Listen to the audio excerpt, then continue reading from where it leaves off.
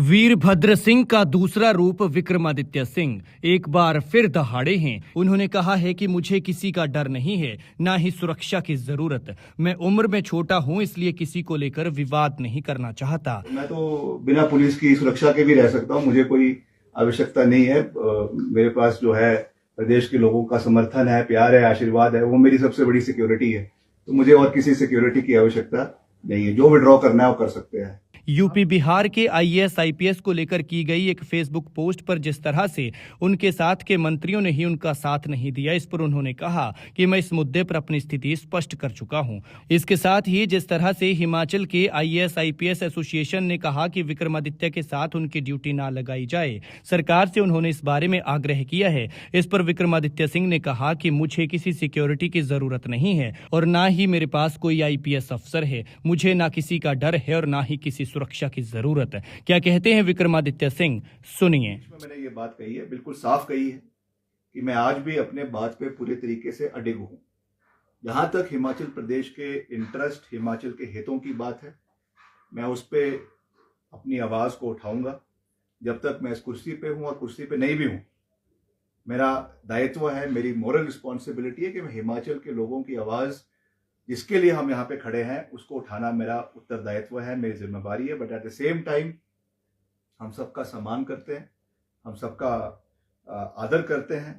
मगर मैंने पहले कहा कि कोई भी जो है पब्लिक सर्वेंट अपने को शासक बनने की भूल ना करे, और अगर करेगा तो उसको हम याद दिलाते रहेंगे। ये हमारा दायित्व है और इस निर्वहन से हम कभी भी पीछे नहीं हटेंगे। लेकिन तो हम सबका सम्मान करते हैं, जितने सब बड़े लोग हैं हम सबका सम्मान करता हूँ। मैं तो सबसे उम्र में भी सबसे छोटा हूँ, तो मैं किसी के ऊपर कोई विवादित ना टिप्पणी करना चाहता हूँ, ना किसी के बारे में कुछ कहना चाहता हूँ।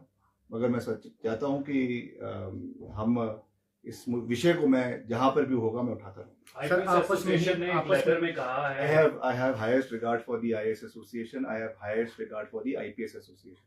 मगर मैं तो भैया, मेरे पास तो पहले भी कोई IPS ऑफिसर नहीं था, और हिमाचल प्रदेश के लोग इतने कमजोर नहीं हैं कि उनको किसी सुरक्षा की आवश्यकता होगी।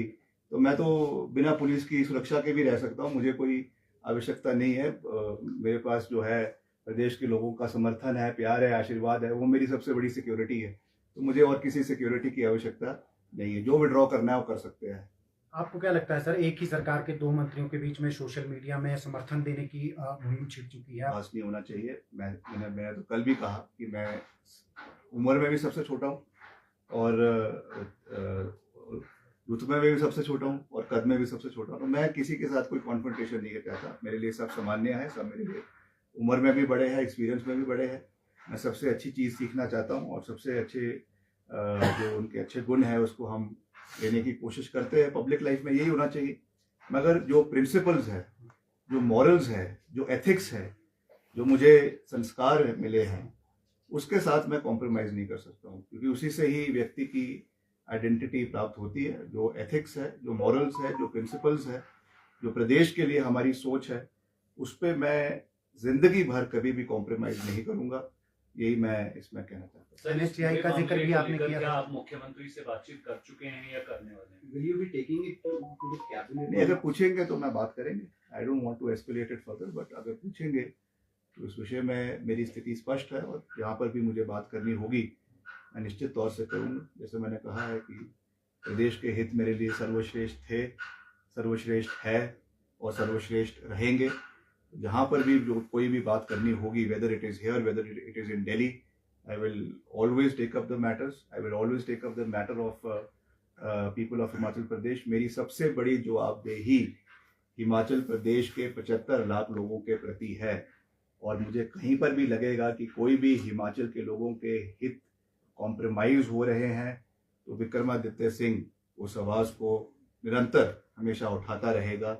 ये मैं स्पष्ट शब्दों में कहना चाहता हूँ।